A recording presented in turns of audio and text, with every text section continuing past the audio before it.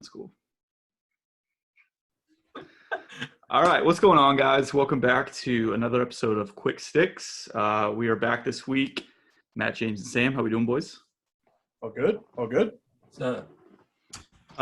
Good. So jumping right in, it's been a very interesting 2 weeks since we last recorded. Got a few league announcements to go over, but first, a quick announcement for the three of us. We will officially be attending the PLL games in Charlotte on June 10th and 11th. We have locked in tickets for both days. We've locked in the Airbnb.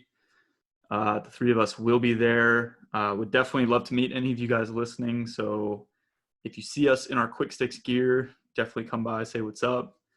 If you're of legal age, James will even buy you a beer probably. So maybe. I'll think about it. Maybe. So we're super stoked about that. There are some great matchups that weekend, so we're definitely looking forward to it. But turning to league announcements, so we did have a few retirement notices this week. We had Ned Crotty, Connor Booschek, and Jackson Place.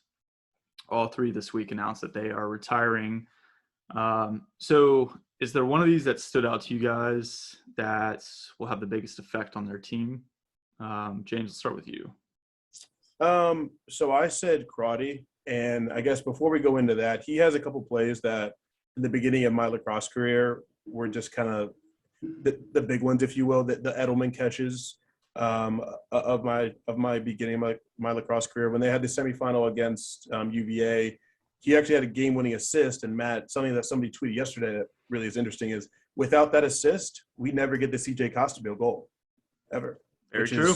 One of the biggest moments in lacrosse history. So I said all that to say, Fantastic moment.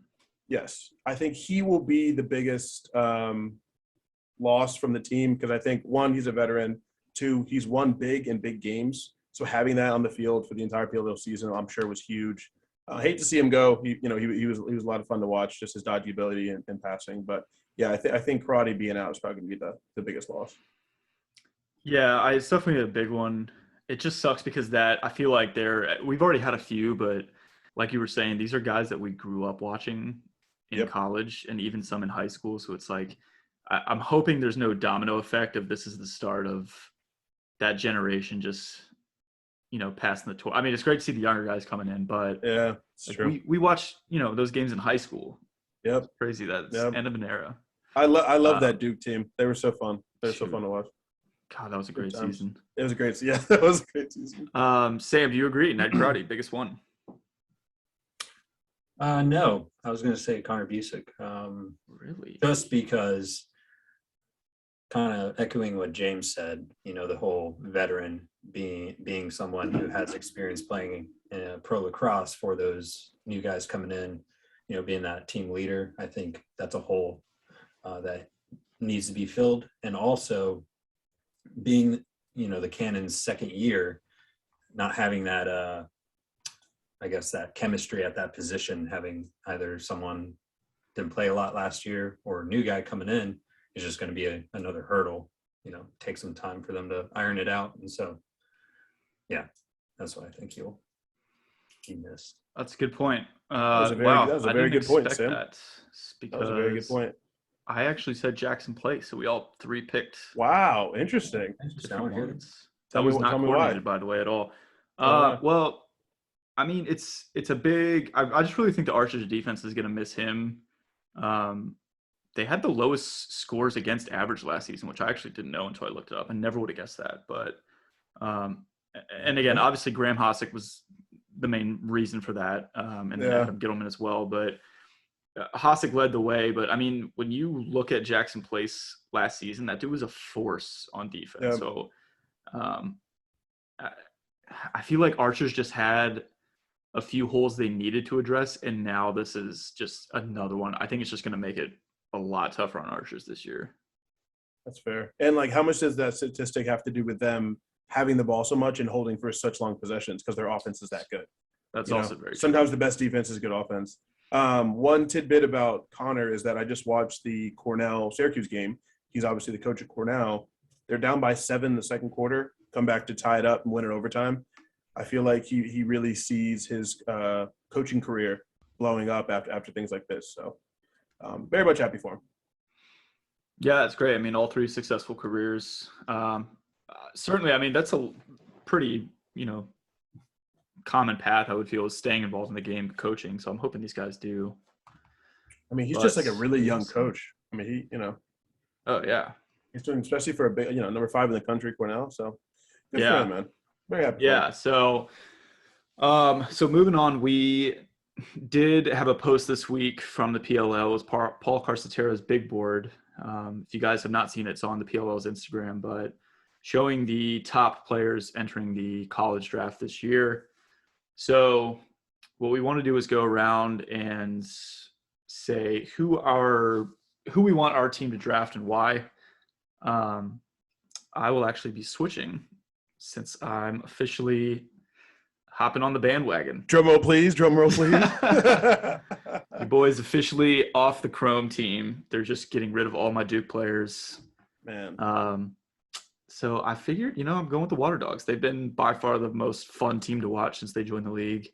They have the best color combo in the league. And Ryan Brown and Michael Sowers are two of my favorite players of all time. So that's fair. I got to jump on. I will take all the bandwagon comments this year, especially if the Water Dogs do finish in first, like they probably will. But wait, you will? Because I actually wrote one down. You are closing out of your Google Chrome and making a Safari to the Water Dogs. The fact that you actually wrote that down.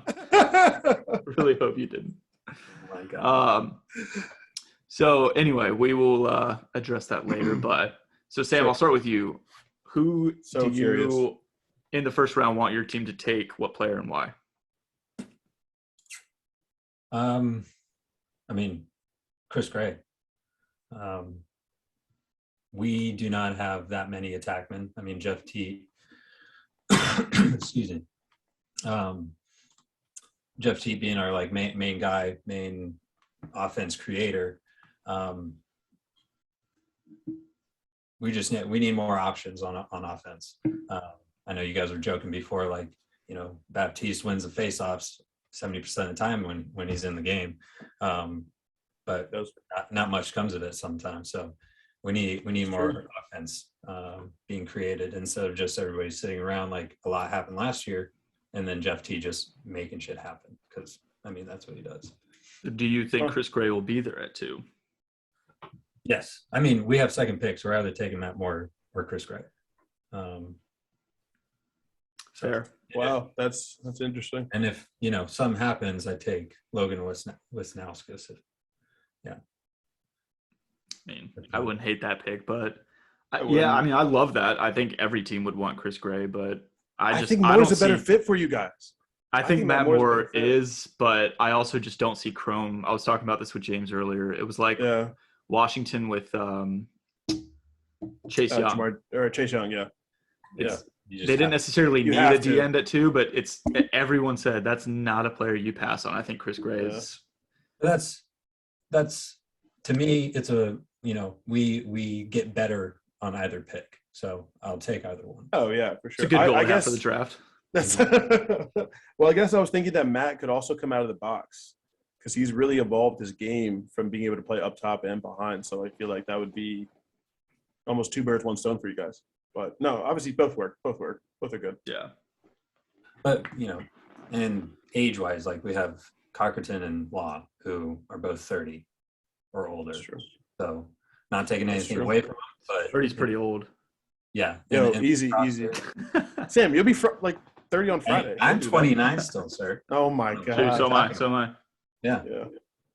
20 is rough. We're probably about to lose some followers when they find out we're 29 and 30. Sorry. Yes. All right. So if you're saying if Matt Moore and Chris Gray are both available, you would take Chris Gray. Yes. Gotcha. I love it. Yeah. I hate it because Atlas would be freaking filthy with either one of them. So good. We're going to get one. So just be ready. Good Lord. Yeah. That's a defensive nightmare trying to figure out who's on Teat, Ramar, and now Chris Gray. It's just a highlight tape, man. It's just honestly a sick highlight tape. Jesus.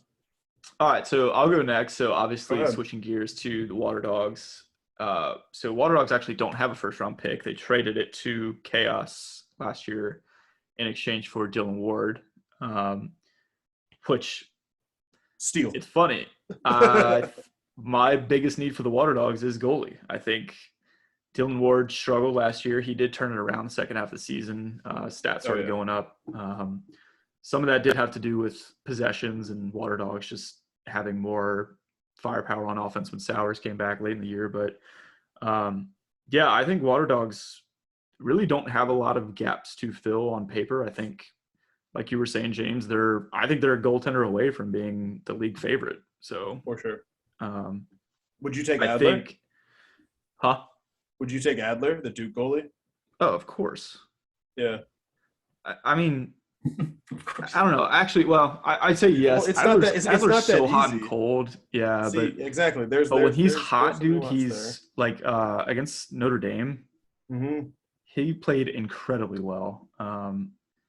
But then he's got, other games against teams that are clearly inferior to Duke, but just doesn't where he's show giving up. up like 15 goals. It's also like, is this going to be a thing where we have to give goalies a year or two to make this jump to the league? Like, why would it be any different than anything else? Because is Duke Adler going to be Adler next year when he's catching a Romar Dennis jump shot? So or not Notre Dame. Sorry, I meant the UNC game. He played lights out against UNC. Yeah. So he had like 12 saves in the first half. I mean, I would love to get Owen McElroy. I think he's the best goalie in the draft. Sure. Brendan Krebs is behind him, so I would take him as well. But yeah, you're talking about 14th pick overall. It's the first time the Water Dogs pick. So I mean, you're going to have quite a few players off the board. There's a chance that both of those goalies are gone by then, so it'll be interesting. But sure. I see them going goalie. If both goalies are gone, I see them going defenseman. I don't see them doing attack or midfield. I don't think they need to. Yeah. James, what about you? Who do you like for the Chaos? I got Brett Makar, the defender from Maryland. It was honestly a super easy pick. He's a fantastic defender. He has great feet. He can be a shutdown guy. Blaze is good. Obviously, we've seen that, but we can't rely on this man to make 20 saves a game for another whole season. Like it's not going to hold. As good as Blaze is, like, I mean, you can say that, but it's one of those things that like it works until it doesn't, and when it doesn't, you're going to have a huge spotlight on some of the very big issues. A goalie is a position that can very much dwarf some issues that you have within your defense. Because Blaze making 20 saves a game means we're giving up a lot of shots, like a lot of shots. Facts. So our offense was the high point for sure, and we had a lot of great games where we scored a lot of goals, but we kind of had to because our defense wasn't that solid. And I think Brett could be that missing part for sure. Yeah, that's a good point. I've actually seen him very high up on a lot of mock drafts on Reddit specifically, but I've seen him as high as 7, I think. It's because of his stick skills too. All Maryland defensemen have hands, dude. It's crazy. I mean, if you've watched Maryland the last few weeks, dude, we could have what they're doing on offense and defense is historic. It is. It's historic. It really is. It's crazy. Wow, dude. Makar with Rowlett and Newman is absolute straps on defense. Oh my god, that's what I'm saying. Like that's the kind of guy we need. So like, I feel like if we were having this conversation with a bunch of PLL people, they'd say like, "Oh, you wouldn't take Chris Gray. Oh, you wouldn't take Matt Moore." It's not about that at all. It's just like what we need right now. We also just got this pretty good attackman this year as well. So it's like all I want is defense. So that's where I am. I want him. I want him. God, dude, it's really scary to think about Blaze with those 3 defenders in front of him. That's what I'm saying, man. Like we need to get that much better, and I don't know. We'll see because I haven't seen any mocks about what exactly they're looking for, what they need. But a guy like let's say Montgomery from Duke, would I love him on my team? Absolutely, I'd love Matt Moore. But like, do those guys fit into a Canadian box style offense? Like that's the big question. It's not going to matter if they don't fit. Yeah, that's true. I mean, especially Chaos. Every offense is starting to find like its rhythm, but Chaos. I mean, when you add the Canadian offenses, it's just such a niche. And exactly. As a Duke fan, I don't think Montgomery fits it. But then put Montgomery dodging downhill in the Archers with shooters coming up. Like that's where he would thrive. That would be trouble. Shriver and him sweeping. Come on. Yeah, I mean, it's a good point. Chaos really certainly don't need attack. They really don't need, a starting midfielder. So No, defense has to be the way. I had, I guess, a 1B, if you will, which was Logan, the Maryland attackman, because I saw a lot of – because Logan is an incredible passer. I didn't realize when I looked up his stats. I mean, he has led the team in assists a lot of these years that he's obviously done really well scoring the ball. But, like, I saw some type of, like, pick and pop with he and Mac O'Keefe. Like, that's a really tough guard. Like, you're going to either have to get out on Mac O'Keefe or get back to a 6'3", 205 attackman that finishes everything. So I did think that made sense, but it's just not number one priority. But that sounded something like that they could do. Dear God. So we'll see. Yeah. Yeah, it's going to be a very interesting draft. I think, like, the first two are maybe locked.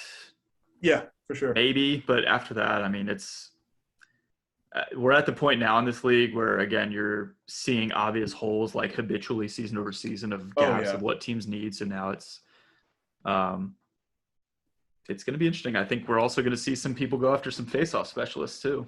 For sure. Yeah, I was going to put that guy on there as well. So let's go around. Who do you guys think the steal of the draft is going to be? It does not have to be first round. Can be any round, but someone who's just going to be a steal that's not being as advertised as good as they actually are. Sure. James, let's start with you. So I'm going to sound like a Maryland fan at this point, but Bubba Fairman was an easy pick for me. He is a two-way midi. He's super strong. He's fast. He plays both sides of the ball.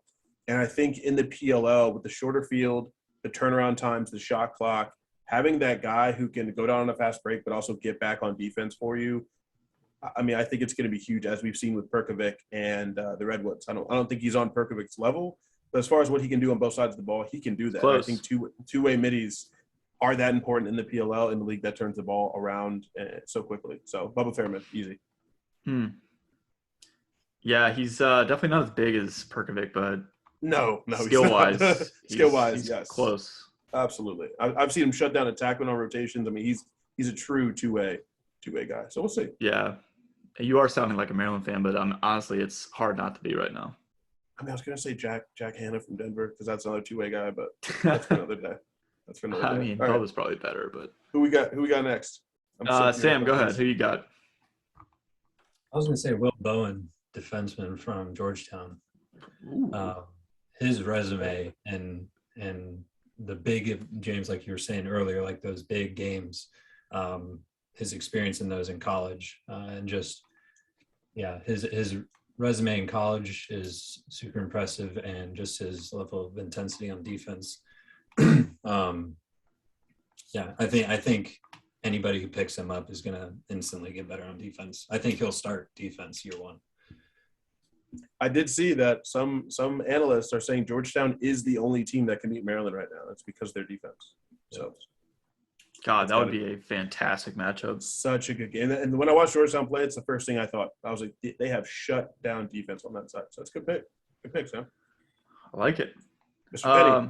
So I'm very curious with mine. So there's a guy. So looking at the PLL's last few posts, I've been noticing, specifically with Paul Carcaterra's big board, there are a ton of comments asking why Ryan Kennedy is not on here. I knew nothing about him. So he's a defenseman from New York who's D3, so it makes sense.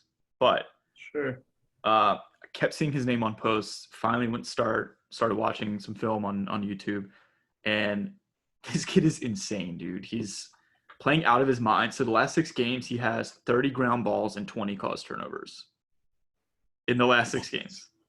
That's not His stats are insane. So he's now on the To Our Time whatever watch list.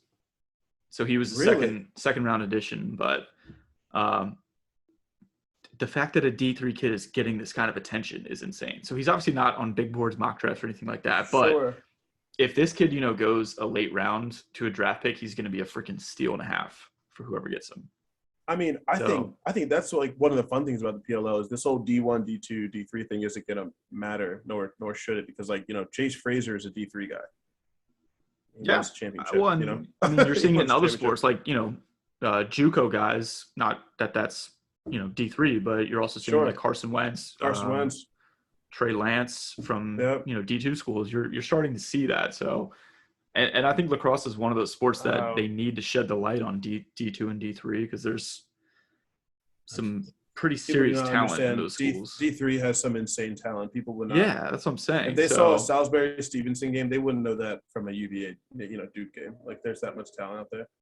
Damn. Wow. So what's his name? Ryan Kennedy. Never heard of him. Ryan So Kennedy. he's a defenseman. So Huh. Ryan, if you see this, you fan. sold me. Yeah. Big fan. I'm telling you, go watch his highlights. They're I am. insane. So I'm all over it. He's a deep sleeper. I think he'd be late round pick if he does get drafted, but Wow. it's going to be a steal and a half. Wow, dude, I actually never heard this kid. This is some homework for me. Yeah, no, it's fun. I mean, even for a defenseman, he's just got a magnet in his stick when the ball's on the ground. Dude, it's crazy. Do you know his size off the top of your head? I don't. If you put it down. Okay, I was just curious if he was one of those like shorter, quicker defenders or. I mean, he's a pretty good size. Is he? I'll have to check. I had a and if you guys haven't had a chance to watch the Cornell Syracuse game, go watch it. It was so good. But Curry on Syracuse has moved up in my PLL. My God, dude, yes. Dude is so good. They had to change their entire man-down defense to make sure a pole was on his side because he was just catching and ripping from 15, and goalie just couldn't see it. Dude, that kid on the run, so fast. He's so fast. So yeah, I saw him at. Where'd you see him? Well, I saw him. I want to say like late teens. Yeah. Even maybe like 20s. And then Paul Carcaterra had him at like 11 or 12. I'm telling you, dude, he's somehow gonna like fall to the whip snakes, and we're not gonna like hear much about it. Bro, stop. And then the first game, I'm like, dude, who is number? I'm like, are you kidding me? That's so frustrating because he probably is gonna end up chaos or whip snakes. Like, and they're gonna be like, wow, I could have done something with that. All right, man, this draft's gonna be really, really interesting, man. I'm so pumped for this draft. No idea where it's going. This is some deep talent in this draft. I really thought, it's crazy because 2 months ago we probably all three would have said Asher Nolding, but his stock has risen so much he's not even a sleeper anymore. He's like a top 10 pick. Easily, he has to be. He's built for the PLL. I love it. Yeah, he is. He's a good player. Yeah. All right. So super curious. We're gonna do something a little different here, and we're gonna go around. And I want to know if you guys started a new team tomorrow, who is the one player? Start a team from scratch. Who is the one player you'd want to build a franchise around? Sam, I'm going to start with you. Oh, I was ready. Go ahead, Sam. Everybody in the PLL. What did you say? Everybody? No. I would say Grant Ament. Good answer. It's hard to argue with that. It is, but I feel like, to be honest, there are a few choices. Like, this isn't like like LeBron and then everybody else, right? Like when they're sure. So what makes Ament stand out from the other ones? Yeah, that's what I want to know. Why do you think so? His ability to both score and pass. Like everybody saw the cross crease, like sidearm pass, or not cross crease, but cross field. Disgusting. So he has both of those. He can finish around the crease and can control X in a way that allows offense to generate behind it. So I feel like he would be that solid rock on offense that coaches can be like, I know my offense is going to be good because this guy's quarterbacking at X. And so, maybe focus a little bit more, or maybe they can, not focus on we don't have to focus on another really good attackman. We can maybe go for two better defenders or something, mix it up. I like that. Almost the CP3 effect. Wow, great reference. You're not worried about? Sam, I love that. James, that was my secondary pick. Wow. So I'm very curious. I'm turning it over to you. Okay. Who do you have? So as I spoke about earlier, I base mine on 3 things: easy to build around, must-watch TV / market activity. So I had Lyle Thompson. Oh, wow. Okay. I did not pick Lyle. I almost Shocker. picked Lyle. Wow. So that's fantastic. I think something that's super telling about Lyle is what he's done to the game. Every attackman now has that backhand shot in their bag, and it's because of Lyle. It's 100% because of him. He's also a good feeder as far as marketable, Native American, true lacrosse background. Everything everybody said about him, said he's like a great guy, great team player. And I think he's one of those marketable players like in the league. So that's my pick. Now I'm super curious what Matt has to say. Dude, I was so torn. Damn, Lyle's such a good pick. I kind of wish I picked Lyle. I mean, That's who I was gonna say. did you choose Rambo? I did. You chose Rambo, I chose didn't you? Rambo. Okay. So I was originally going to choose Zed Williams, and Ooh, that's a lot of that had to do with our interview with Jake 2 weeks ago. with Jake. When I find out how tall Zed is It's 225 and how big he is, I was like, Yeah, again, going back to that episode, you would never know that by looking just on the field. dude. He's Wow. 220. Wow. So I ended Wow. up going with Rambo. I was going to go with Zed, but then, and nothing against Zed Williams, he's a fantastic player. But Mhm. when you talked about also being able to market that player, Rambo's I was like, perfect. Rambo is the kind of guy who players would come to that team just to play alongside him. And just to hang out with them. Yeah, So, I think they would do you know- that with Zed too. But, Rambo's a Philly guy. He's super fun. Like when you see his sideline interviews, they're hilarious. They're just gold genuine. every time, man. Good. He always has that like baby face smile on his face. Like he's just a good dude. And he's always been that way. Like even through college. I'm thick, So, I mean, Boyle. Yeah, I love like when he said that.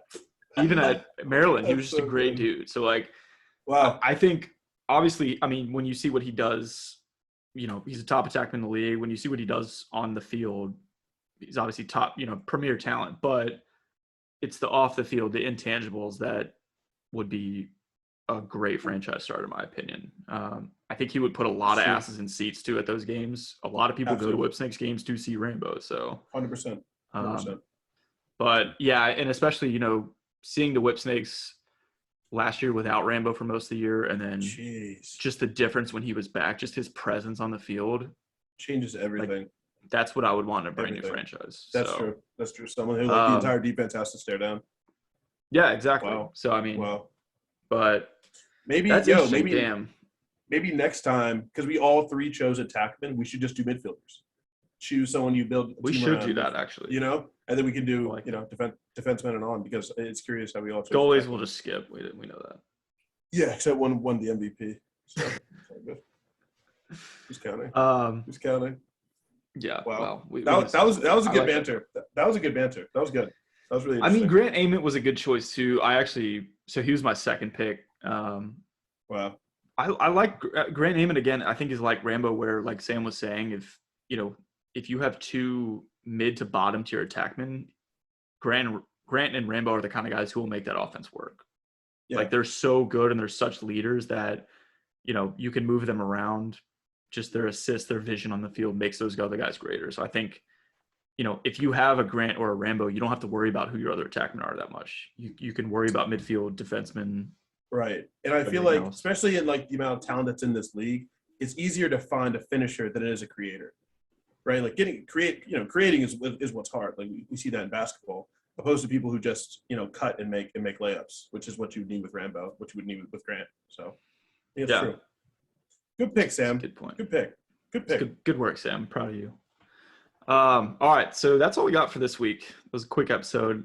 Next week we will be back. We are doing a mock draft of the first 2 rounds. So we will actually be going through and each picking for whatever order we decide for each team. So we'll be doing that next week. So make sure you guys tune into that.